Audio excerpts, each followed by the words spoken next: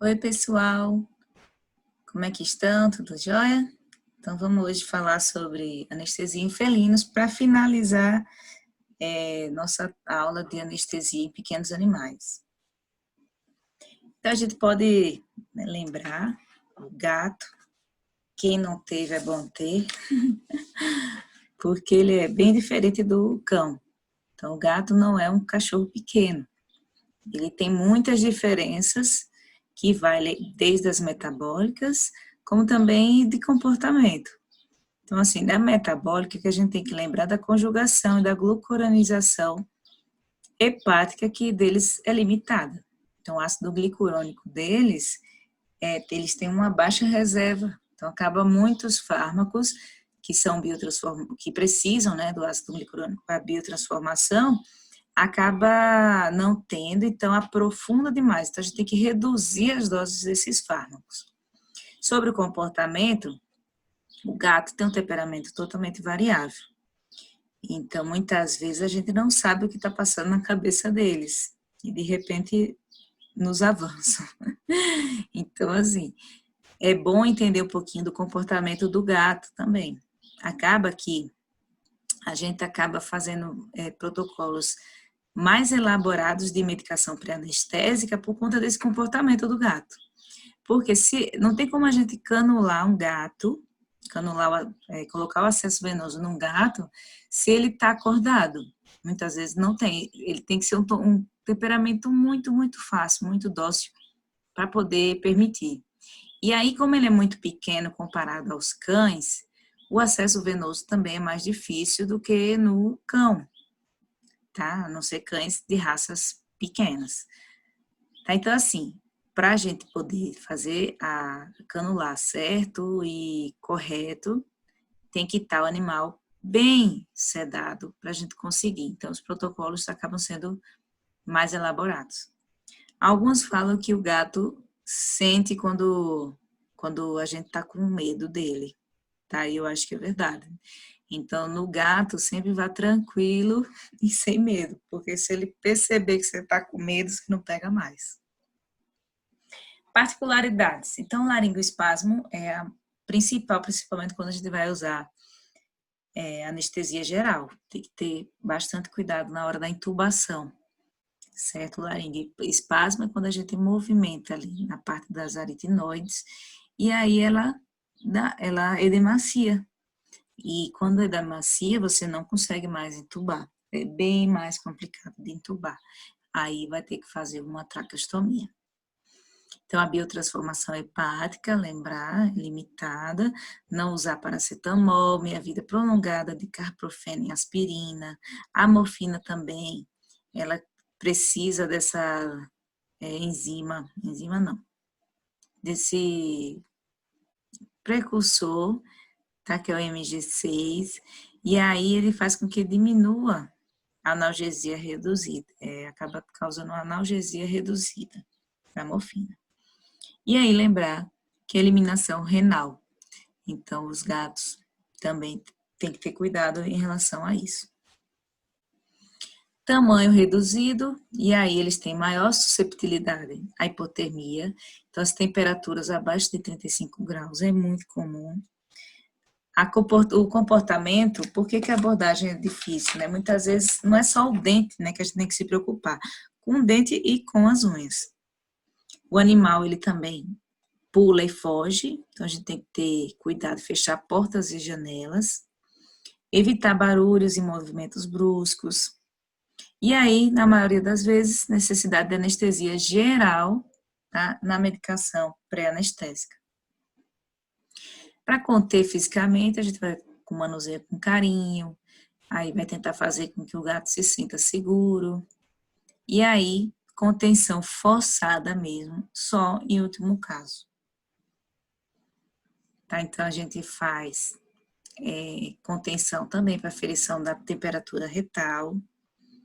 A gente tenta não estressar o gato, o animal, né? Então, assim, porque se eu estresso, mesmo com a medicação potente, pré-anestésica, ele vai ter liberação de catecolaminas e esse estresse vai fazer com que, durante a anestesia, esse animal ele tenha hipotensão, ou às vezes bradicardia também.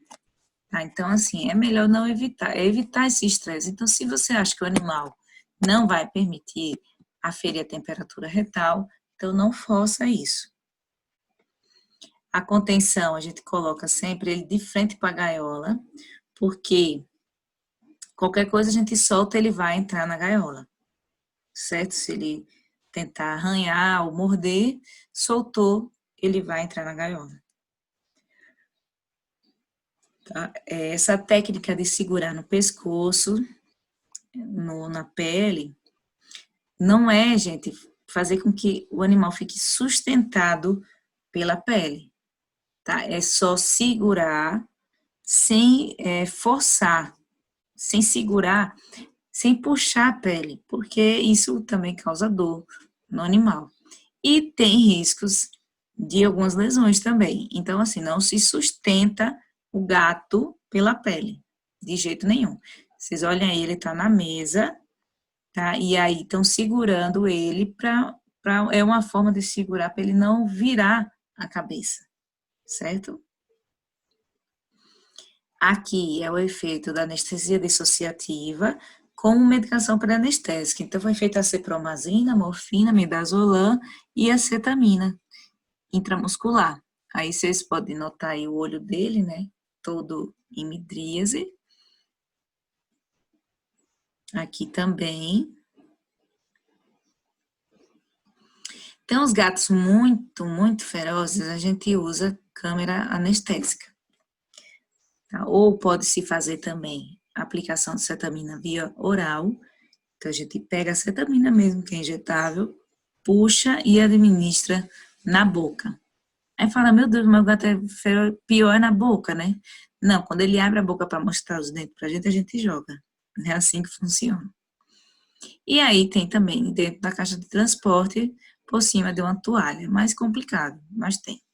Tem umas gaiolas de contenção de gato, que eram as gaiolas mais antigas, que elas iam pressionando o gato, e aí ele ficava preso, né? E aí a gente aplicava intramuscular. Essa câmera de gás é melhor. Você coloca o gato ali e aí coloca o anestésico, ele vai inalando até relaxar. Para indução anestésica, o ideal é estar também com o ambiente calmo. O preparo. Então, jejum sólido de 6 horas. Hídrico a gente não faz e sempre avaliar o sistema cardiorrespiratório. Então, o estômago do gato é menor do que comparado, né, com os cães. Então, ele esvazia mais rápido do que o dos cães. Aí a gente não faz um jejum muito prolongado. Os vasos são os mesmos que nós temos para cães, a gente vai acessar para o gato. Anticolinético, vamos falar das medicações, né? Anticolinético a gente não vai usar como medicação pré-anestésica. A gente só utiliza se o animal tiver bradicardias, tá? Então, a gente vai usar fenotiazínicos, agonistas alfa-2, opioides e benzodiazepínicos. A cepromazina, vocês têm que lembrar lá que ela causa, né, o bloqueio dos receptores alfa-1, causando hipotensão, tá? Mas a hipotensão está relacionada à dose. Então, a gente sempre faz associações para poder reduzir essas doses. E aí, se as doses estão, né, de acordo, que não vai causar essa hipotensão, ela protege até o miocárdio de possíveis arritmias. Os alfa-2 agonistas, nós temos a xilazina, detomidina, dexmedetomidina, tem um efeito similar às duas, né, tanto a detomidina como a xilazina, e aí causa êmese e também causa bradicardias. O uso de anticolinéticos antes dos alfa-2, que era usado em 1800 e bolinha, né, não vai mais se usar dessa forma, porque ele vai prevenir bradicardia, mas aumenta a hipertensão. Não tem efeito no débito cardíaco, e aí a gente só vai utilizar nas emergências. Então, se eu vou usar um alfa-2, eu não vou utilizar o anticolinéstico antes, eu vou usar depois, se preciso for. Então, se o animal, um gato, a frequência dele tem que estar acima de 130. Tá? Se o gato está abaixo de 130, ele já é considerado uma bradicardia. E aí você avalia se é plano profundo, se não é, se é o uso do alfa-2 mesmo que causou isso. Aí você faz ou não o anticolinéstico. Os opioides. Então, pouca sedação quando usado isoladamente, mas o animal com dor, ele vai sedar melhor, e aí ele causa esse sinergismo com outros sedativos. Então, sempre, né, vamos usar um analgésico, um opioide nos nossos protocolos. Porém, no gato, a gente tem que ter cuidado com as doses do opioide, que o opioide pode causar excitação. Tá? Então, sempre a gente vai usar doses mais baixas no gato. Nós temos a buprenorfina, tá? Que é ação longa e efetiva, de 6 a 8 horas, mas ela foi retirada do mercado em 2005. A morfina, a gente vai usar no gato de 0,1 a 0,3, no máximo 0,3, até a meia-vida maior. E aí nós temos o butorfanol, tá? Que tem uma ação muito curta e menor depressão respiratória. A metadona dose vai ser parecida com a da morfina. No gato, a metadona causa melhor sedação do que a morfina, diferente lá em cães, que a morfina causa melhor sedação do que a metadona.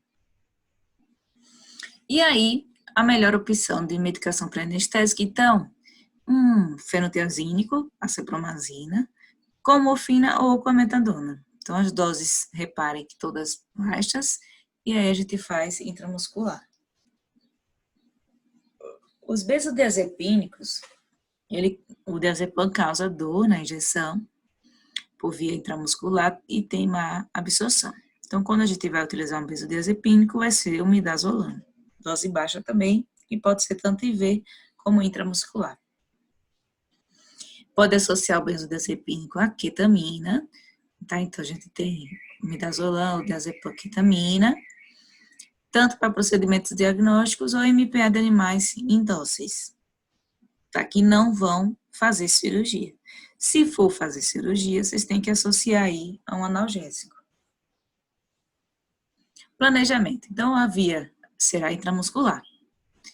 Daí a gente tem um fenotiazínico com opioide, animais dóceis e sadios, vai causar uma sedação discreta moderada. Considere a associação com ketamina nesse protocolo para ter uma contenção química mais efetiva, tá? Aí a gente pode fazer morfina, ketamina e midazolam, ou a cipromazina, opioide e ketamina. Então, no gato acaba que a gente faz essa contenção química. É comum, muito comum no gato a gente associar a ketamina no nosso protocolo, para a gente poder manipular ele, tá? A maioria. Lógico que tem os gatos que são muito tranquilos ou muito idosos, aí a gente não vai fazer esse protocolo com muitos fármacos, tá? Então, depende do caso. O MPA com opioides eficazes em animais deprimidos e debilitados. Aí a gente faz a morfina ou a metadona. Os anestésicos injetáveis vai ser para indução anestésica, procedimentos rápidos ou para ativa, né, que é a infusão contínua com anestésico injetável. Então, nós temos o tiopental, tá, que aí há uma controvérsia sobre essa solução estável, porque o tiopental ele vem em pó, daí a gente que faz a diluição. Então, após essa diluição, fala que o frasco dura só uma semana, né, o princípio ativo do tiopental. As concentrações de 1 a 1,25%, ele causa uma depressão cardiorrespiratória e, se feito extravascular, pode causar necrose. E nos gatos ele causa uma recuperação prolongada. Ele tem efeito cumulativo, então se você faz mais de uma dose no gato, nossa, ele vai dormir aí muito tempo. O Propofol, rápida indução, a dose dizem, né, na literatura aí, estava de 6 a 8, mas já está mais baixo do que isso, tá? A gente vai de 2 a 4 miligramas por quilo IV. Ele tem uma depressão cardiorrespiratória semelhante ao tiopental, porém, a do Propofol, o metabolismo dele não precisa ser só hepático, ele tem as vias extrahepáticas. E aí, para o gato, é super indicado, tá? Então, e também, essa depressão cardiorrespiratória é velocidade dependente, depende da velocidade da aplicação e também da dose. Ele tem a conjugação glucuronização, reduzida conjugação fenol, metabolização mais lenta no gato comparada sempre no cão, mas a recuperação é mais tranquila, principalmente quanto o bolus único. O etomidato a gente utiliza apenas para felinos cardiopatas. A ketamina, ela é 80% eliminada sob a forma inalterada. Nossa, desculpa aí. Depende da excreção renal também. E aí a gente acaba associando mais os fármacos, né, que é o benzodiazepínico ou o alfa-2 agonista. Mas a ketamina ela pode ser IV, intramuscular e via oral. As doses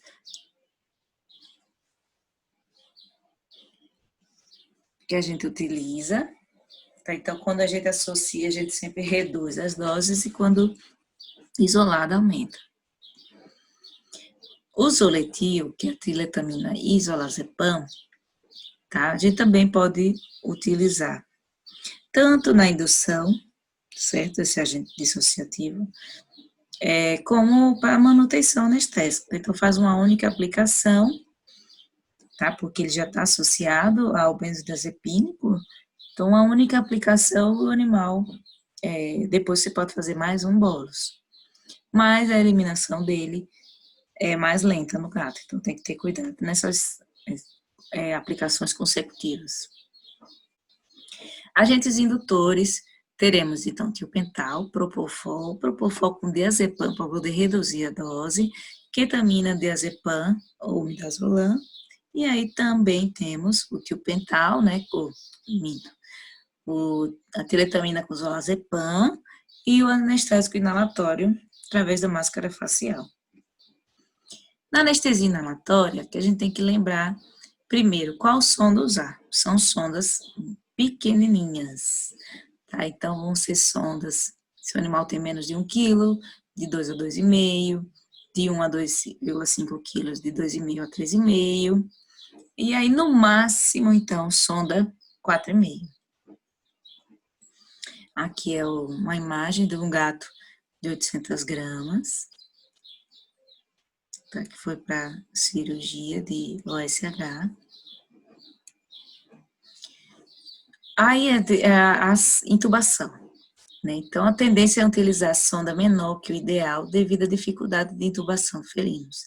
E isso aí é ruim, porque você vai perder fármacos, tá? E vai forçar também o animal a respirar mais, e aí acaba causando, assim, problemas na oxigenação daquele paciente. Então, o ideal é a gente tentar sempre usar as sondas ideais para aquele animal. O circuito. Também a gente vai ter que ir atrás de circuitos menores. Então, é o bem ou a baraca, tá? Menor resistência à passagem do ar e fluxo, alto fluxo. Então, mais de 200 ml quilo minuto. Os anestésicos inalatórios, então, a cando, o isoflurano de 1,6 a 1,9, sevoflurano de 2,6 a 3,4. A intubação, então vamos lá. Eles têm aquela predisposição do laringoespasmo, reflexo laringotraqueal abolido em planos profundos somente, e a gente não vai induzir o animal a um plano profundo, já induzir deixando um plano profundo. Então, acaba que ele fica com reflexo ali, né, laringotraqueal, tá? Aí, o que o pessoal faz? Faz a dessensibilização da laringe, né, que é, assim, um bloqueio periglótico, que se diz, com lidocaína a 2%. Antigamente a gente fazia o spray de lidocaína, 10%, só que a concentração é muito alta. Então acaba que você utiliza a lidocaína normal, 10%, puxa e joga ali naquela região periglótica, tá? Para poder fazer o bloqueio. Também, antes usavam guia de sonda, que era tipo um ferrinho que vai dentro da sonda traqueal.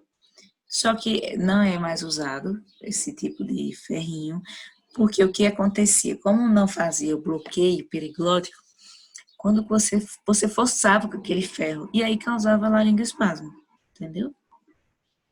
Então, laringe e a traqueia pequenas e mais delicadas, sondas de diâmetro e comprimentos adequados, e aí pode ter obstrução por secreção. A gente vai usar o laringoscópio mais curtos, tá? E aí não apoia de jeito nenhum na epiglote. Então, aqui uma foto da intubação. Aqui, né? Mais bonitinha. Aqui tá bem aberto, né? Aqui são as aritinoides. Quando ele tá expirando, como é que a gente faz? É que não consegui filmar, tá? Mas aqui ele fecha por completo. Quando o animal tá expirando, parou, ele fecha por completo. Se eu vou com a sonda e o negócio fechado, é isso que eu vou forçar e vai causar o laringoespasmo. Então, para eu não precisar bloquear, né, fazer anestésico local aqui, eu espero ele inspirar. Quando ele inspira, fica assim, grandão. Quando abriu, eu boto a sonda, entenderam? Então, a gente abre aqui e fica esperando. Lógico que é o animal sentar em apneia, né, gente? Então, assim, eu abri, inspirou, abriu bem, eu tô ali com a sonda. Eu já tô com a sonda preparada aqui, aí quando ele inspirou, eu coloco o traqueotubo. Aqui o animal com fenda palatina, foi um trauma, certo? Ele foi atropelado. Olha que dor, gente. Tá, então aí, se deu laringoespasmo, vamos lá. Aí a gente tenta colocar uma sonda menor. Para de ficar estimulando mais. Aprofunda o plano. Faz bloqueadores neuromusculares.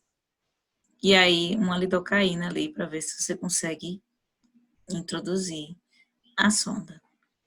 E aí, mais um que eu falo é colocar a guia de sonda e aí tentar, certo? Forçar mesmo. E traqueostomia, se nenhum desses aqui conseguiu. Isso aqui, gente, não é em 2, 3, 4 minutos, não. Isso aqui é em 1 minuto, você tem que tentar, porque enquanto tá edemaciado, o animal tá hipóxia, né? Tá sem respirar, sem receber oxigênio. Tá bom?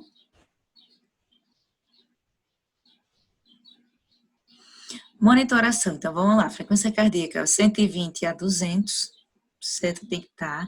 Pressão arterial, acima de 90, a sistólica.